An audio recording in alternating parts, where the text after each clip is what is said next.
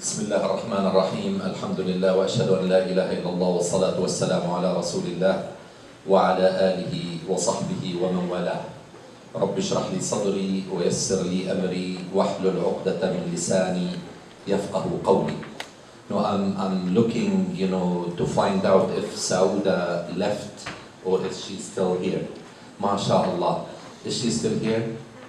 MashaAllah. I tell you, every time, subhanallah, when I'm asked to speak about something related to the youth and the future, Allah subhanahu wa ta'ala, before that, brings someone to just say that the future, inshallah, is great. Even though we are going through difficult times, but there will be Mina after Muzdalifah. I always, when I speak to the Hujjaj, and they ask, why do we have to pass through Muzdalifah? Why don't we go directly to Mina? The journey of Hajj is an exemplification of what life is all about. After reconciling with Allah subhanahu wa ta'ala at Arafat, we go through the darkness of Muzdalifah, a narrow place. Muzdalifah, by the way, in Arabic means a piece of darkness. Zulafan min al-layl. Then we go to the openness of Mina. So if we are now, as Muslims in the globe, going through Muzdalifah, very soon we will arrive at Mina, inshallah. At dawn, there will be openness, and things will be just fine. So let us all smile, inshallah. By the way, we are not at a funeral. Okay, you don't have to be, but you should see how serious they are looking. Sisters and brothers, one of the great sports in every Olympics is a kind of race called relay race. Relay race, as you know, 4 people together racing for their team. Someone is holding a baton and starts to run at the top of his or her speed, only to meet someone who will start to accelerate as he is decelerating. So the person is decelerating and then extending his hand to give it to another person who will take the baton and carry it to the next person. And when all 4 of them would do what they are supposed to do, they may be winners. If one of them will slow down or not give the baton at the right time, because if the baton is given prematurely, it may fall. If the person slows down, then another person on the other team may win the race. Sisters and brothers, in this life, we are in a relay race towards Jannah.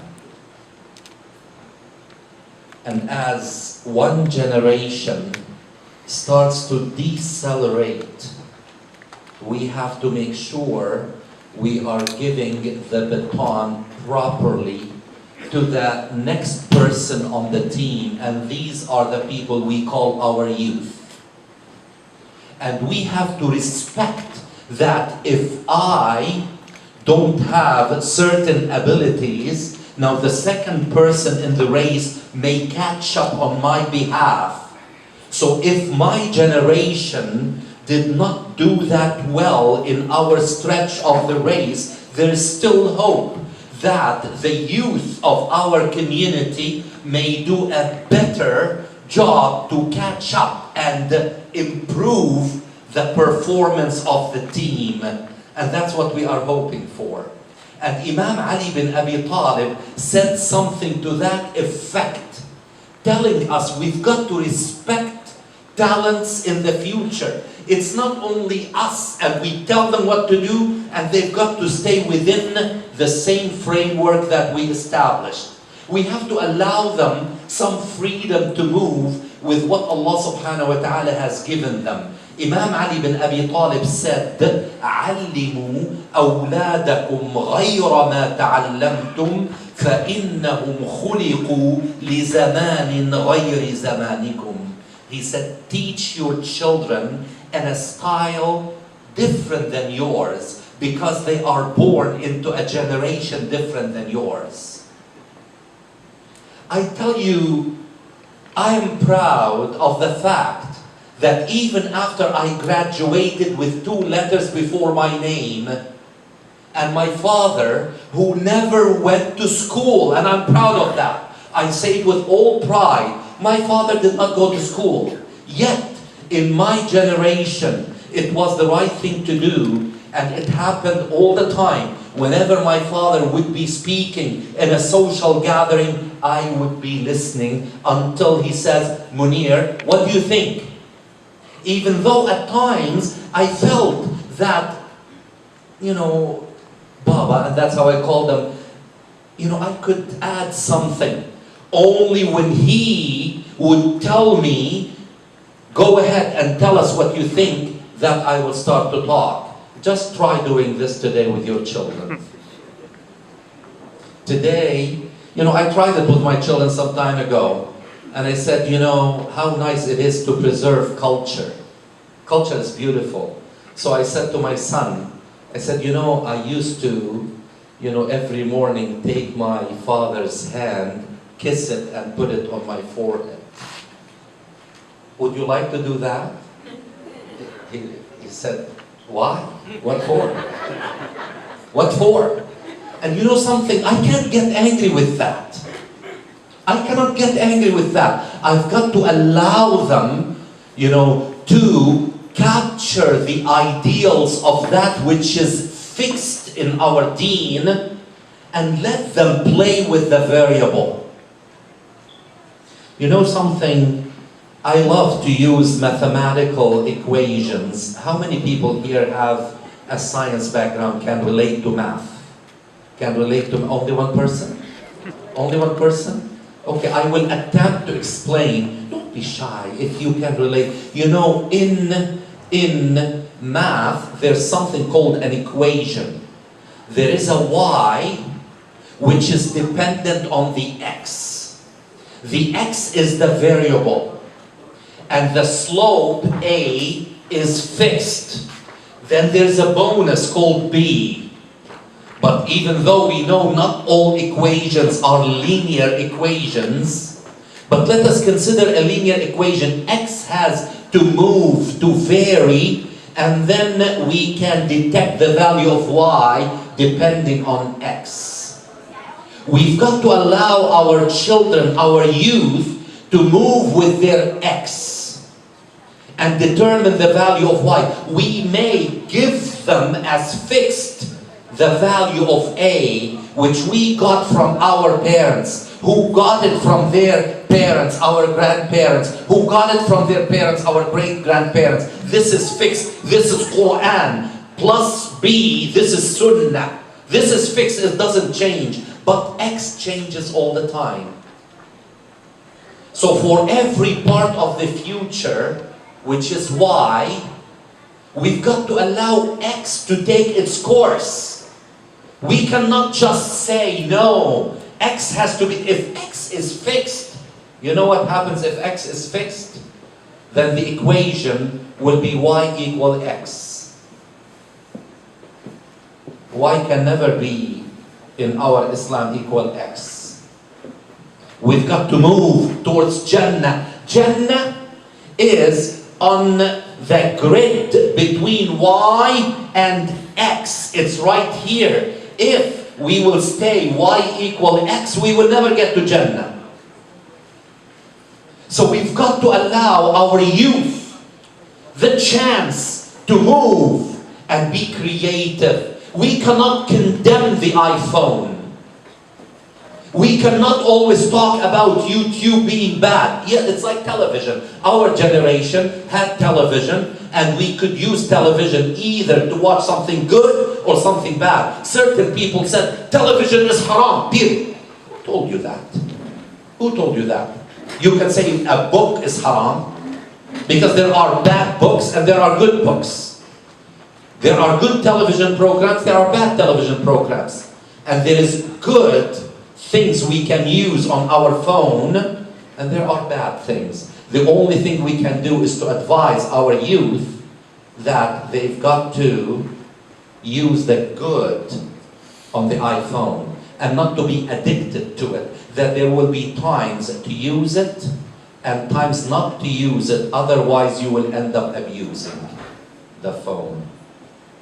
But we've got to accept things that are in the... You know, the challenge of today and the future is so much to the fact that I can argue that today we are moving at a curve that is going, you know, it started like this and it's going up towards infinity. Where we have to help our youth to handle the future that we are not prepared to handle, by the way. We can't. We don't have the know-how, but our youth, you know something, you know, I've been a dentist for a long time and I discovered midway that if I do not become versed in computers, I will stay behind. So I had my children just tell me, you know, where to press and what to get. Other than that, I don't know anything about computers. But today, you know, if I need anything, you know, I just say, Muhammad, come, I need you, my son. And we've got to learn from them. So civic engagement. We cannot just tell them we came to, and I tell you, I entered into, I don't know, I know Sheikh Shifayat will agree with me, I know that for a fact, not because we talked about it, but I cannot buy the argument that voting in America is haram. Actually, non-voting is haram. Do you agree with me, Sheikh Shifayat? Non-voting, if we abstain, it means we are saying to someone who has an agenda against the well-being and welfare of Muslims and humanity to come forward. It's because I sat home and my vote did not go to be effective. We've got to realize that we as Muslims, if we claim, where is it? Here it is. You know, I keep looking at it. And we talked about it, you know, in the speaker's lounge. You know, we said, what a beautiful theme. But wait a minute. You know, we can't just rise and say, oh, beautiful, Allahu Akbar. When I go, you know, home tonight, you know, I say, you know, what a beautiful theme we discussed. But what did you do with it? Islam, solution in challenging times. Do we believe that? Absolutely, we believe that. But believing in it is one thing, and being able to do it is something else. You know, when I taught dentistry to, you know, fourth-year dental students, I said to them, wait a minute. You know, you could be graduating with an A+ in theoretical dentistry, but that will not allow you to do a good root canal. You've got to practice to show that you can help. And I tell you something, I always say it. You know, I was the assistant dean for clinical affairs at Western University, meaning that I had to sign the graduation form of students saying that they can go and practice on people who don't know how good this dentist or not. And I say it, I was afraid to sit in the chair of half of the students I signed on their graduation papers. I would be terrified, but I had to. Was this ethical or non-ethical? You know, that was one of the reasons that I quit university, and I said, I can't do that. And when I was in dental practice, you know, it was okay for me to take a little bit more time to produce something that I can say I'm satisfied with. And that's why we need to teach our youth that they need to deliver to the world around them Islam. And that's why one of the series, you can find it on YouTube, and I'm very proud of that. It's called Presenting Islam to the World. Please go and watch it. You know, it talks how we are really going to engage our youth to be good citizens, to have better civic engagement, so that they will go and represent. Brothers, we brought Islam to New York. You know, I live in Canada, in Toronto, London, Ontario. We brought it. We came for a purpose. You know, some of us think that, oh, you know, had I stayed in Guyana or in Lebanon, I wouldn't have been making as much. Wait a minute. Did you come here just to make money? Otherwise, if you come to make money and you let your children toxified in the society without preparing them to continue in a way, because, you know, here there's opportunity, then you have really done the wrong thing in coming here to America. We've got to, you know, in conclusion, I want to, you know, borrow from Ibn Khaldun. You know Ibn Khaldun, how many people heard of Ibn Khaldun? One of the great philosophers, historians, you know, social workers. Ibn Khaldun, a Muslim who put a book called The Introduction. You know, he didn't live to continue, just his introduction is that thick. In his Muqaddimah, he said something which is so true. He said that any community, any ummah, any group of people are shifting between two platforms. The platform of conflict and the platform of building. When we are more concentrated on the platform of conflict, we have no time to build anything. Because we are busy dealing with the fitna, with the sedition, with the conflict that we are in. But when we are able to shift to the platform of building, we will be doing a lot. Throughout history, communities kept swinging between these two platforms. Muslims, when they were in Andalusia in the beginning, and they were mostly in the platform of building, look at the civilization they built for 800 years. But then when they fell back on the platform of conflict, they lost everything. Now the civilization stayed just for us to talk about. But look at the Masjid of Qurtuba. If you go and visit there as a tourist, they don't allow you to make 2 rak'at in that masjid. They don't allow you.